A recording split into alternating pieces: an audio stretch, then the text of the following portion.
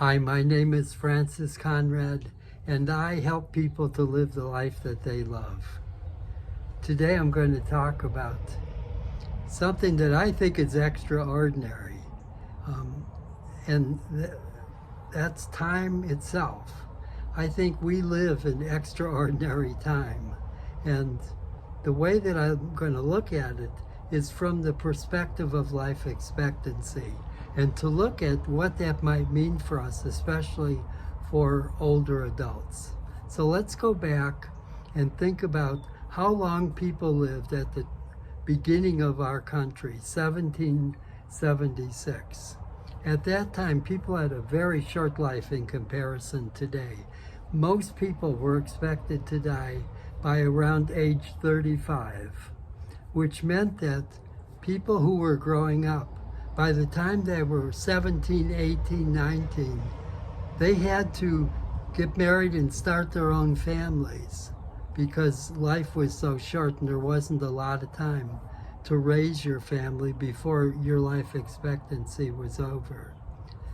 So it's like it compressed a whole bunch of life into a very short number of years.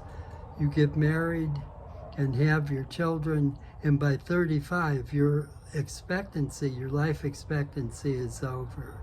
Now, luckily for us, that's changed a lot since then. If I look at life expectancy during my father's life, in 1935, life expectancy was around 65 years old.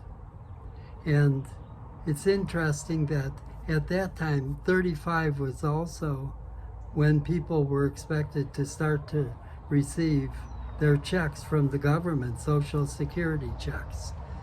So you put those things together and you realize that Social Security was started as a system to supplement people who live past the age expectancy, which was 65. And at that time, children's lives were slightly different than they were in 1776 because the average child did not have to start their family at 18, 19 years old. They had a little bit of leeway before they would have to start their families and be able to raise their children within their own life expectancy, which again is 65. So what happened is that there was a slight period of time when somebody was able to identify, I'm not a child anymore, don't treat me like somebody who's young. But I'm not an adult yet. They defined a place that we would call adolescence. And adolescence was for people who were not children but not yet adults. They were in between two phases. And you could say, well, how would you define adulthood? In one way, that was the age when people turned 21. And at age 21, they had all their rights and were seen, legally at least, they were seen as adults. So, in my father's age, children would grow up and become adolescents, let's say at around 16, 17, 18, and they would then be considered adults at 21. And they had from 21 until 65 as their life expectancy, which gave them 40 years to establish their family, grow their children, and actually be grandparents for a couple of years at the end. That was 1935. And if we look at what's going on today, my gosh, we have such a different situation. Average age expectancy, the way it is today, is someplace in the 80s. If we compare that to when the country was founded, we live more than twice as long as the people did when this country was founded. And if we add it to 1935, then we're living another 15 to 20 years longer. So what do we do with that?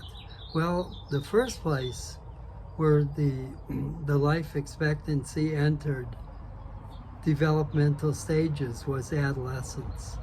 So adolescence was expanded out even a little bit wider. So a person didn't have to be an adult at 21. They could start their adult life and think of themselves as adults in their 20s. In fact, it's a question I've asked probably hundreds of adults. When do you think you are no longer, a child and you consider yourself an adult? And these people who I asked, that was within the last 20 years. The answer I got was pretty consistent. Most adults, when they look at adulthood, they say, I never really felt like I was an adult until, and the age they give might be 28, 29. So look how big adolescence has become. That not until I'm 28 or 29 do I really feel like I've achieved adulthood. So there's still extra time left over. What do we do with that? For the very first time, when we look at what goes on for the life expansion, for the very first time, older adulthood actually expanded. And today you could ask people, well, how old are you going to live to? And we know that the average age is 80, but we're seeing more and more people living to 100. And so we could expect that during our lifetime, things are moving in the direction that more and more people are going to actually live to 100 and higher.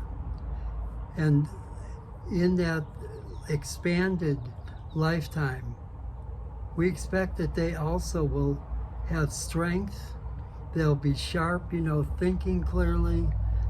They'll basically be able to contribute and be active parts of society and to have something of real value.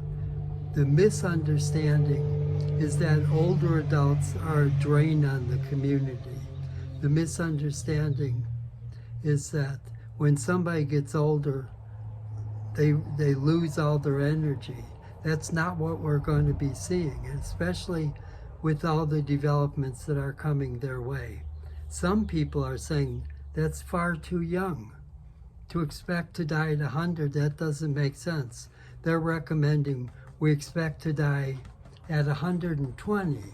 So there's a lot of room there to see that life expectancy is really opening up. And if we start that last older adult period at around 65, think of what that means. It's another 30, 40 years that is added on to the life expectancy. And that's the kind of time that we can expect to have those of us who are relatively healthy. So let's look at what that might mean. If we go back to adolescence, adolescence created that period where I'm not a child and I'm not an adult yet. I'm in between. What did that mean? Well, I'm not a child means that that person no longer identifies that they are dependent on their family for who they are. They're old enough that they're choosing their own friends. They're old enough that they spend a lot of time away from home. They're old enough that they're thinking through the kind of person they want to be. They're old enough to start to define who they are based on the kind of friends that they choose. All of these things are not the kind of life that you would expect of a child. The child is much more dependent on the adults around them and on their family for who they are and what they can do. But the adolescent steps out from that and begins to push into a life that they claim as their own. So what happens when the adolescent lets go of that childhood identity? They're no longer a child, so who they are is not defined yet. And that can be pretty confusing. Think of it, for all those years, the child had a identity. This is who I am. This is my family. And that identity included their personality and many things about them. And then when they become an adolescent, the adolescence lets go of that. And when we let go of something, at least at first, it can be pretty confusing. It can be scary because at least at first, I don't know who I am. This is the experience that is normal for an adolescent. The adolescent letting go of childhood normally experiences all types of extremes. Some might become angry or become fearful or, have all types of unexpected behaviors because they have lost something and they don't know who they are yet. They've got to create their life. They've got to find themselves.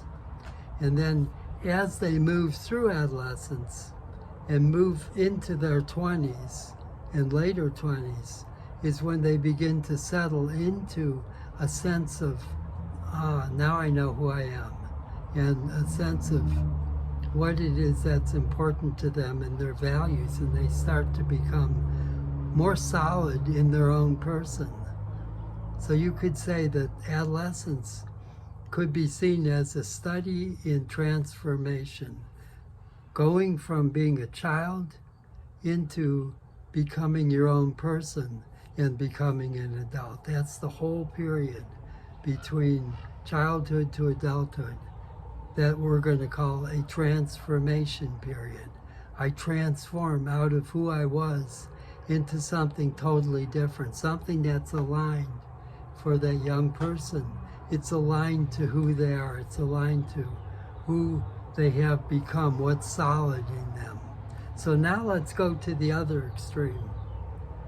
We expect that there's going to be some similarity for the person who enters older adulthood. Now we start with some misconceptions that we need to put out on the table right away. One of the misconceptions we already mentioned, that an older adult is somebody who's a drain on society. It's somebody who really does not have their own life but is dependent on others.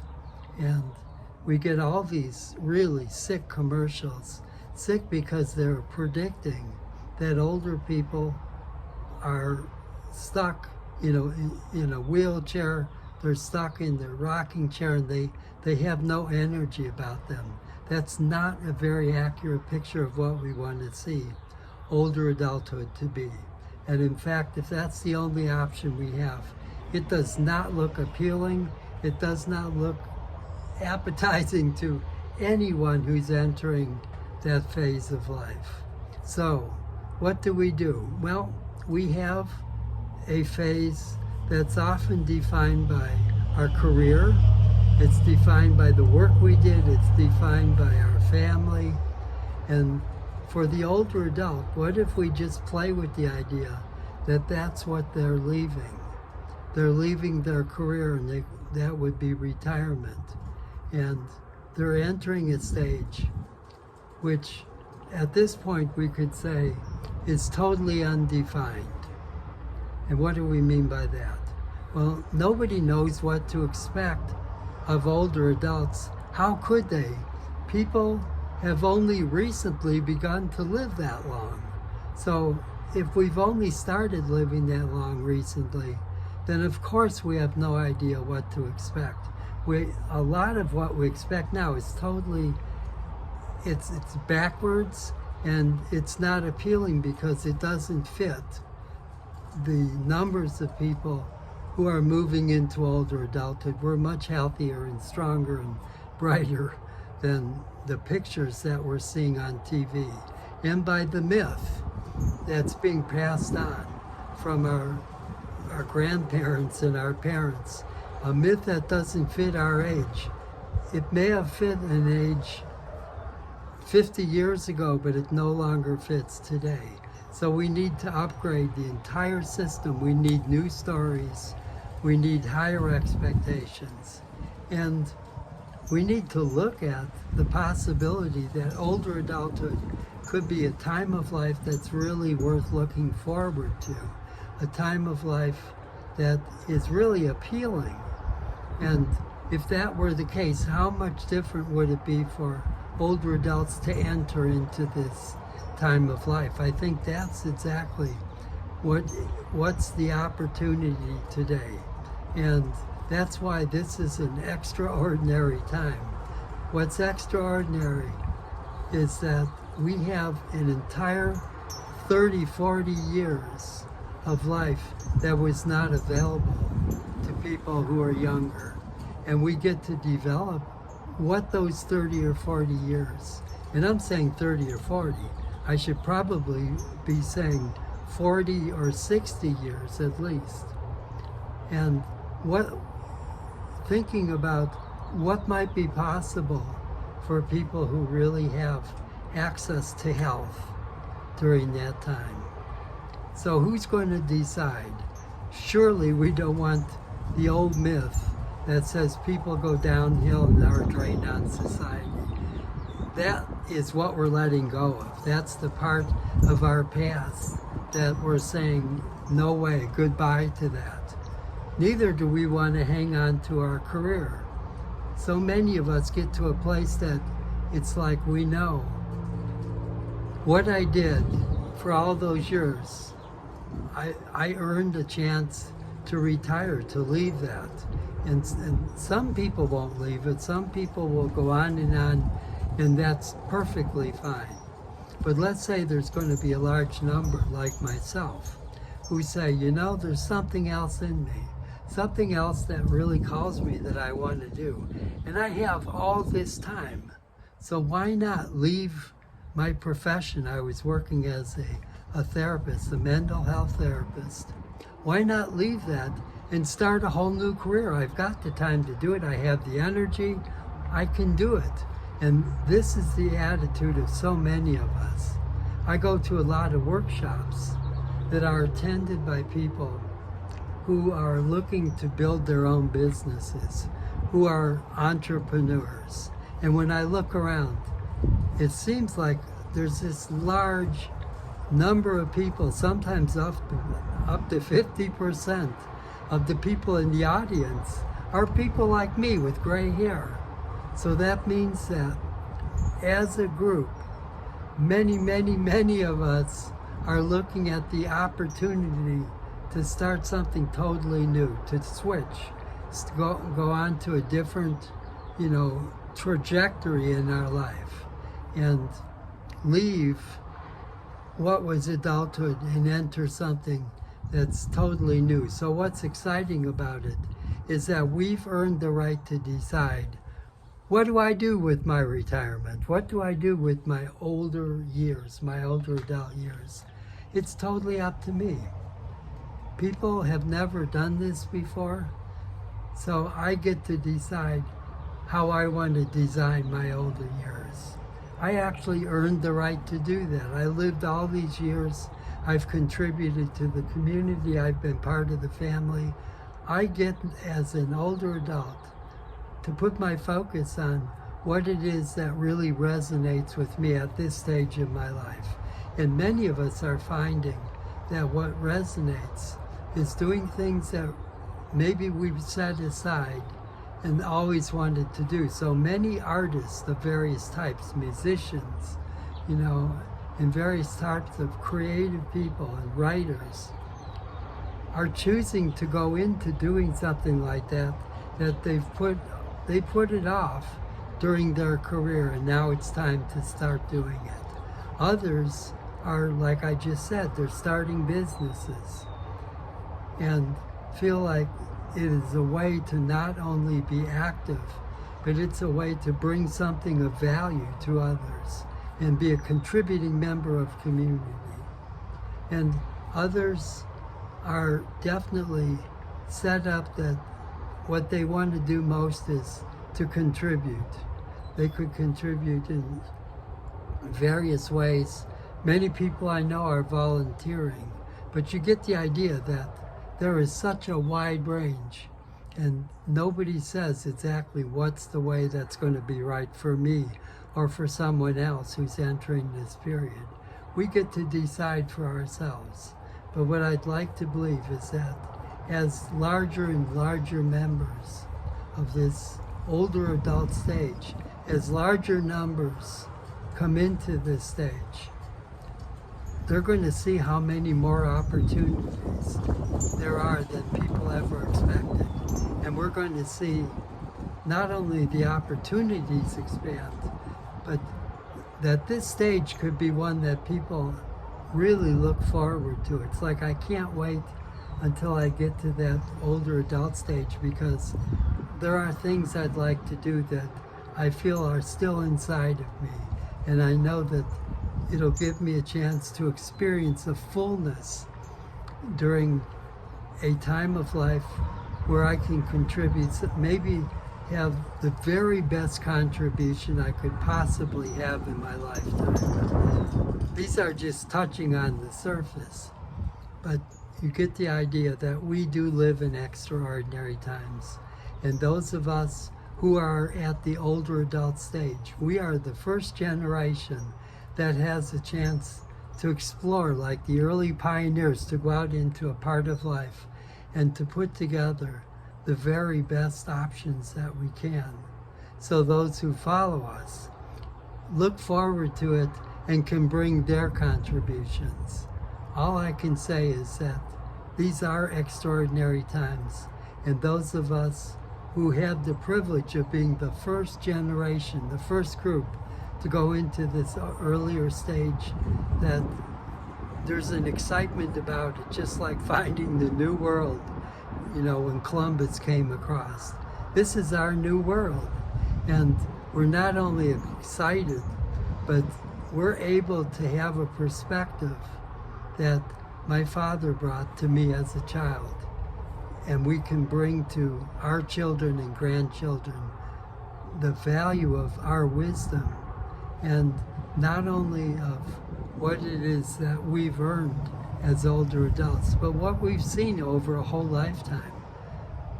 That's going to be a benefit also.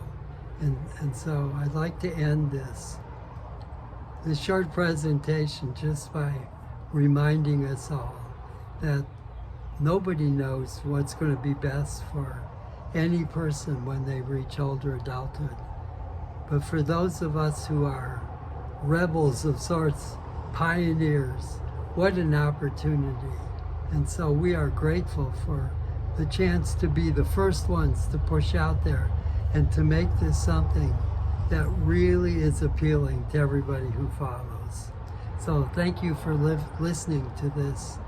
I'm in the process of putting these ideas out to collect more and more people around me who, like me, share this vision that older adulthood really is the advancement that's waiting for those of us to bring our very best foot forward.